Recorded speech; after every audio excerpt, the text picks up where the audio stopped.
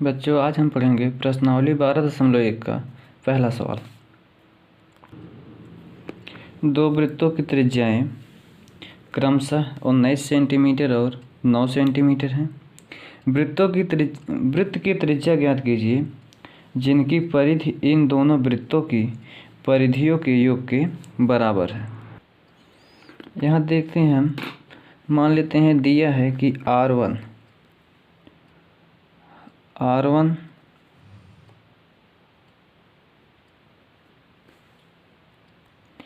बराबर दिया है 19 सेंटीमीटर और R2 बराबर दिया है 9 सेंटीमीटर और हमें R3 तीसरी त्रिज्या ज्ञात करनी है। दो त्रिज्या दी, तीसरी इसका त्रिज्या ज्ञात करना है। तो वृत्त की परिधि होती है 2 पाई R। यह हो गया वृत्त की परिधि। तो जब वृत्त की परिधि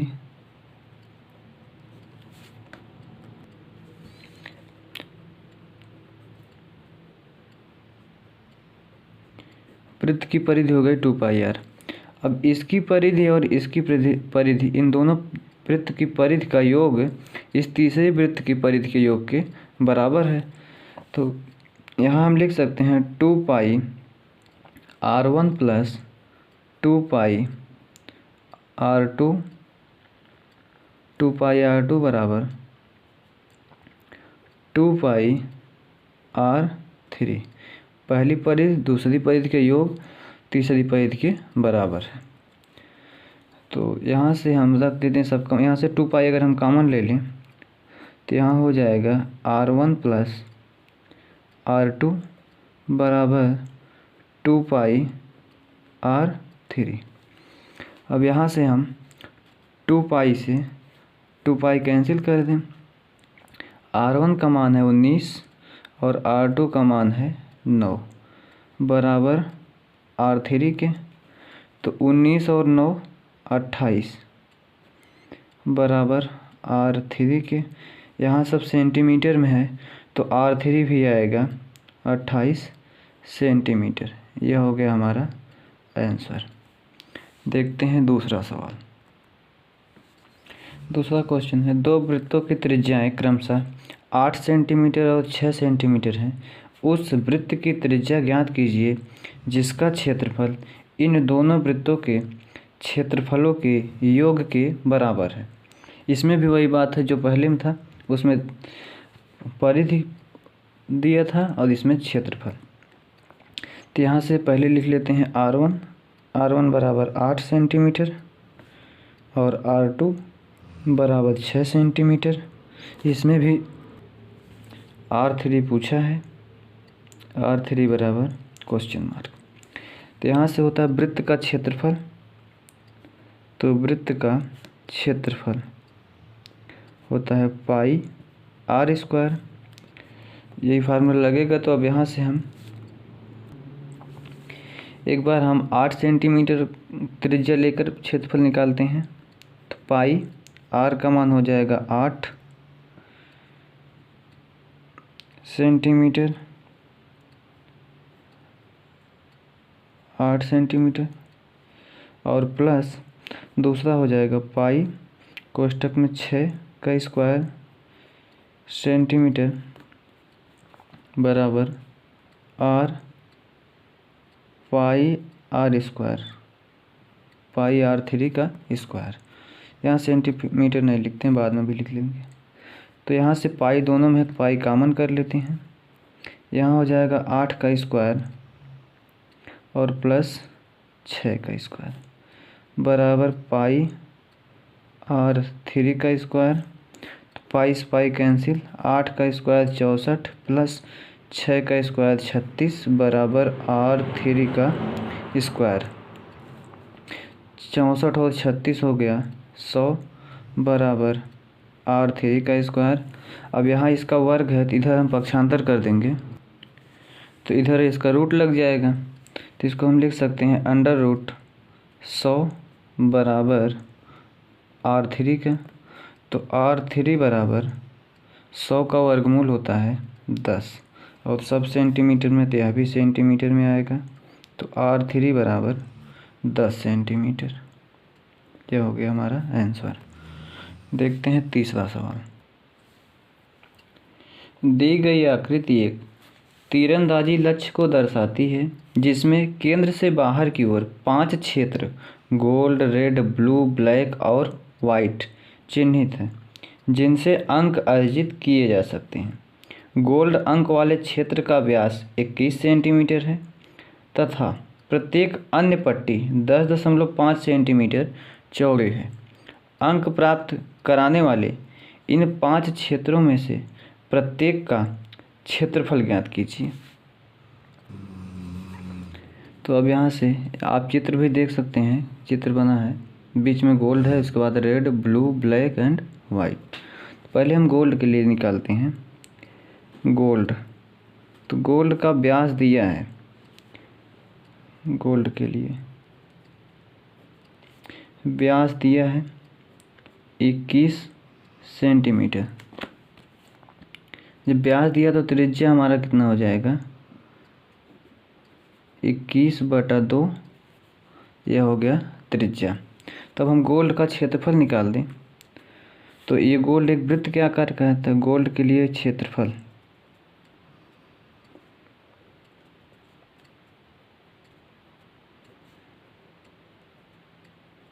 हो जाएगा पाई R स्क्वायर। तो पाई का मान 22/7 और R का मान 21/2 गुणे 21/2। 7 दिया 21, 2 से इसको काट दिया 11, तो 21 दिया 63, 11 गुणे 63/2। तो इसको हम लिख दें 396/2। तो यह हो जाएगा, इसको काट दे, 2 3 6, 2 चौका 8, 2 6 12, 2 5 10। यह हो गया इसका क्षेत्रफल गोल्ड के लिए। अब देखते हैं रेड के लिए। तो देखिए यहाँ पर रेड कहाँ है, तो यह हो गया बीच का गोल्ड, इसके बाहर है रेड।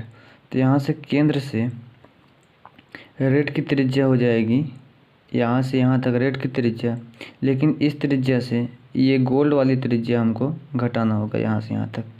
यह हो जाएगी रेड की, यहाँ से गोल्ड तक घटा देंगे तो यही जो बचेगा यही होगा रेड का। तो इसके लिए हम लिखेंगे रेड की त्रिज्या R बराबर हो जाएगा,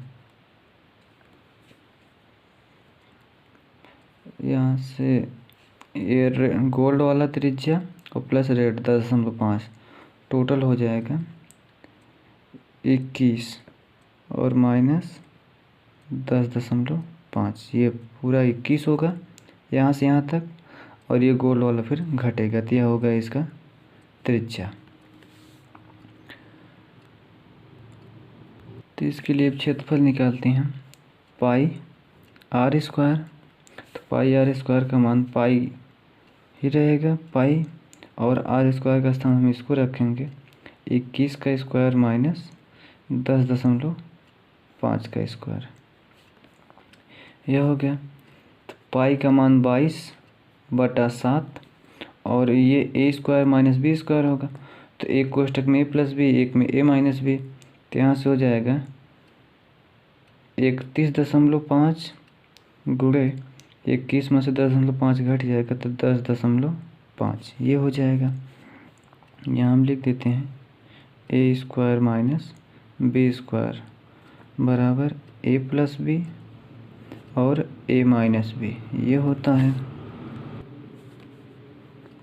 तो ये हो गया। अब इसको हम लिख दें कि 22/7 गुणे, दशमलव हटा के हम इसको लिख सकते हैं 315/10 और गुणे इसको हम लिख सकते हैं 105/10। 7 से इसको काट दें तो 7 चौक 28 और 7 5 35। 2 से इसको काट दें 11, 2 से इसको काट दें 5 और 5 से हम इसको काट दें 21।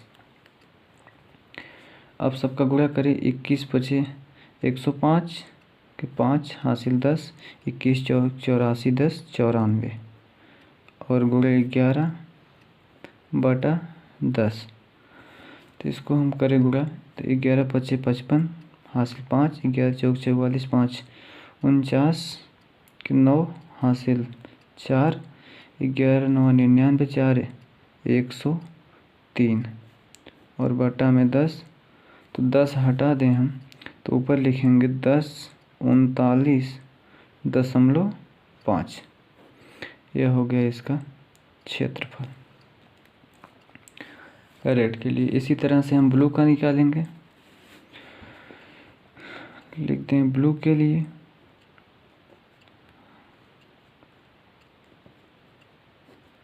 अब ब्लू के लिए त्रिज्या क्या हो जाएगी यार, तो ब्लू के लिए हो जाएगा, यहाँ से देखिए, यहाँ से गोल्ड से यहाँ तक जाएगा ब्लू और इसमें से यहाँ रेड तक का घट जाएगा। तो 21 में 10.5 मतलब 31.5 ये उसका त्रिज्या होगा और इसमें से घट जाएगा 21। इसके लिए हम फार्मूला लगाएंगे रेड ब्लू के लिए, तो वही फार्मूला पाई आर स्क्वायर, क्षेत्रफल वृत्त का क्षेत्रफल। तो पाई का मान हो जाएगा 22/7 और आर का मान 31.5 का स्क्वायर माइनस 21 का स्क्वायर, ये हो जाएगा। और इसको हम लिख दें तो 22/7, यहाँ भी वही होगा ए स्क्वायर माइनस बी स्क्वायर बराबर ए प्लस बी और ए माइनस बी। तो उसी तरह से हम इसको भी करेंगे 22/7 गुणे, इसको एक बार ऐड करेंगे तो हो जाएगा 52.5 और गुणे जब एक बार माइनस करेंगे तो 10.5। अब हम इसको लिख दें 22/7 गुणे दशमलव हटा के लिख सकते हैं 525/10 गुणे 105/10। अब 5 से हम इसको काट दें 7 से, तो 7 7 49, 7 5 35, 5 दूना 10, 5 से इसको काट दें 21, 2 से इसको काट दें 11, सबका गुणा कर दें हम, तो 11 गुणे 21 का गुणा इसमें कर दें तो हो जाएगा 1575 और बटा में 10। अब इसका गुणा कर दें हम तो हो जाएगा 1732 और बटा 1732 5/10। तो हम 10 से जब इसको भाग करेंगे आ जाएगा 1732.5 सेंटीमीटर स्क्वायर। इसका क्षेत्रफल आ गया। आगे है ब्लैक के लिए, तो ब्लैक के लिए भी त्रिज्या वही होगी, यहाँ बीच से लेकर यहाँ तक जाएगा त्रिज्या और फिर वही यहाँ ब्लू तक की त्रिज्या घट जाएगी। तो इसके लिए हो जाएगा 42 टोटल, यहाँ से यहाँ तक 42 और इसमें से ये घट जाएगा 31.5, ये घट जाएगा।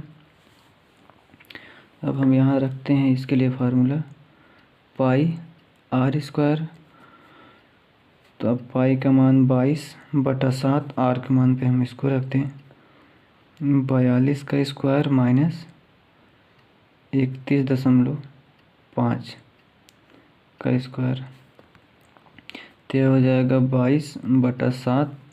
एक बार दोनों को जोड़ के एक बार घटा के, तो दोनों को जोड़ दें हम 0.5 2 1 3 4 3 7 और गुणे माइनस कर दें इसमें से तो 10.5।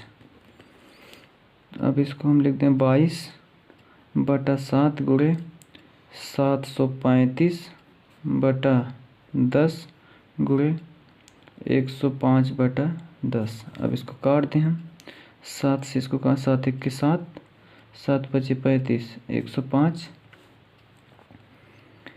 फिर 5 से काट दें, 5 दूना 10, 5 से इसको काट दें 21, 2 से इसको काट दें 11, तो हो जाएगा 11 गुणे 21 गुणे 105 बटा 10। अब यहाँ से इसका गुणा करें, 21 पंचे 105 और 21 के 21, 1 22 गुणे 11 बटा 10। तो इसका गुणा हम कर दें तो हो जाएगा 55 और 2 4 2 बटा 10। तो इसके लिए एक अंक पे दशमलव हो जाएगा 24 25.5 सेंटीमीटर स्क्वायर। यह हो गया आंसर। आगे लास्ट वाइट के लिए। अब इसके लिए तो यहाँ से यहाँ तक टोटल पूरा हो जाएगा 52.5 और इसमें से 42 यहाँ तक के घट जाएगा, तो इसकी त्रिज्या हो जाएगी 52.5 माइनस 42। इसके लिए हम फार्मूला लगाएंगे पाई आर स्क्वायर।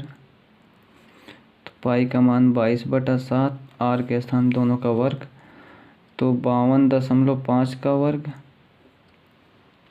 माइनस 42 का वर्ग। तो एक बार जोड़ के 22/7 गुणे दोनों जोड़ दें, हो जाएगा 0.5, 2 2 4 5 4 9 और एक बार घटा दें इसको तो 10.5।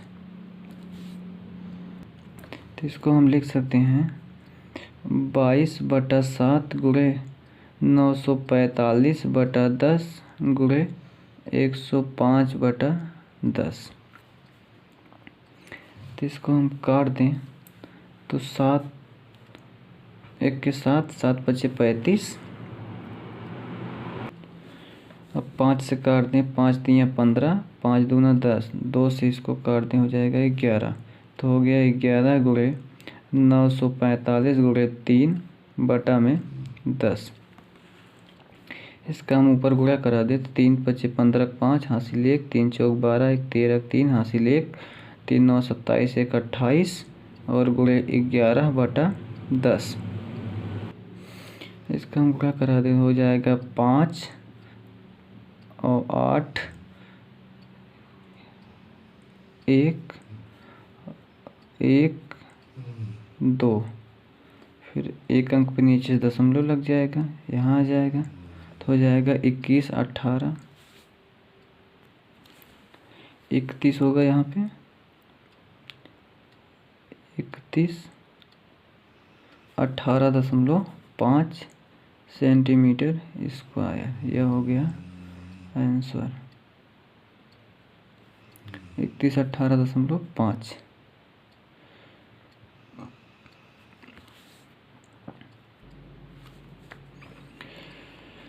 किसी कार के प्रत्येक पहिए का व्यास 80 सेंटीमीटर है।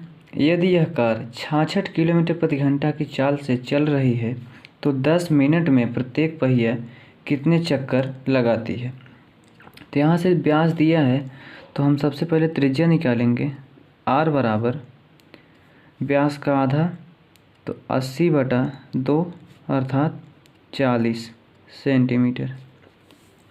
और दूरी हम निकालेंगे कितनी दूरी वह कार जाएगी। तो सबसे पहले हम दूरी निकाल लें तो दूरी बराबर होता है चाल और गुणे समय। तो चाल दिया है 66 किलोमीटर प्रति घंटा, तो 66 किलोमीटर है तो इसको हम 1000 से गुणा कर दें तो मीटर में हो जाएगा। और बटे घंटा है तो घंटे को हम सेकंड में चेंज कर दें, 60 लिखे तो मिनट हो गया, 60 से फिर गुणा कर दें तो सेकंड हो गया। और गुणा कर दें 10 मिनट, यह भी मिनट है तो इसको हम सेकंड में चेंज कर दें तो 60 से गुणा इसमें। अब 1 60 से 1 60 कैंसिल और 1 0 से 1 0 कैंसिल और 6 से हम 66 काट दें 11 तो हो जाएगा 11,000 मीटर। लेकिन त्रिज्या हमारी सेंटीमीटर में तो इसको हम सेंटीमीटर में लिखेंगे, 100 से गुणा कर देंगे। तो अब यह हो जाएगा 11 लाख सेंटीमीटर। अब यह दूरी हो गई, तो इसके लिए फार्मूला होता है चक्कर बराबर दूरी बटा परिधि, दूरी बटा परिधि। तो अब चक्कर निकालना, दूरी हो गई हमारा 11, इसके बाद 5 0 बटा परिधि होगा 2 पाई, पाई का मान होता है 22/7 और गुणे आर, आर का मान है 40। तो यह बटा 60, यह जो बटा 7 है यह ऊपर चला जाएगा, तो हो जाएगा 11, इसके बाद 5 0 गुणे 7 बटा 2 गुणे 22 गुणे 40। अब यहाँ से 1 0 से 1 0 कैंसिल और 11 दूना 22। अब ऊपर हो जाएगा, यहाँ 1 होगा तो 70,000, ऊपर हो जाएगा 70,000 बटा 4 दूना 8 दूना 16। तो 70,000 बटा 16, इसको हम भाग कर दें तो 16 चौका 64, 6 70 60 और 16 तियाँ 48, 12 60 120, तो 16 सत्ते 112, 8 20 80, 16 पचे 80। तो हमारा चक्कर आ गया 4375 चक्कर। लास्ट क्वेश्चन है, निम्नलिखित में से सही उत्तर चुनिए तथा अपने उत्तर का औचित्य दीजिए। यदि एक वृत्त का परिमाप और क्षेत्रफल संख्यात्मक रूप से बराबर है तो उस वृत्त की त्रिज्या है। ऑप्शन ए 2 मात्रक, ऑप्शन बी पाई मात्रक, ऑप्शन सी 4 मात्रक और ऑप्शन डी 7 मात्रक। तो देखिए क्वेश्चन में कहा गया है कि वृत्त का परिमाप, तो वृत्त का परिमाप क्या होता है, मतलब परिधि। वृत्त का परिमाप, परिमाप या परिधि एक ही बात है, तो परिमाप होता है 2 पाई आर। और वृत्त का क्षेत्रफल, वृत्त का क्षेत्रफल, क्षेत्रफल होता है पाई आर स्क्वायर। और संख्यात्मक रूप से दोनों बराबर है, इसका मतलब परिमाप, वृत्त का परिमाप, परिमाप बराबर है वृत्त के क्षेत्रफल के, वृत्त के क्षेत्रफल के बराबर है। तो यहाँ से हम इसको लिखते हैं 2 पाई आर बराबर पाई आर स्क्वायर। तो यहाँ से हम लिख दें 2 pi r minus pi r square बराबर 0। यहाँ से हम पाई कॉमन ले लें तो हो जाएगा पाई और आर कॉमन ले लें, पाई और आर, तो हो जाएगा 2 माइनस आर बराबर 0। तो यहाँ से 2 माइनस आर बराबर 0, तो 2 बराबर आर के, तो आर बराबर आ गया 2 मात्रक। अतः हमारा ऑप्शन 1 सही होगा। प्रश्नावली 12.1 समाप्त। अब इसके आगे अगले क्लास में।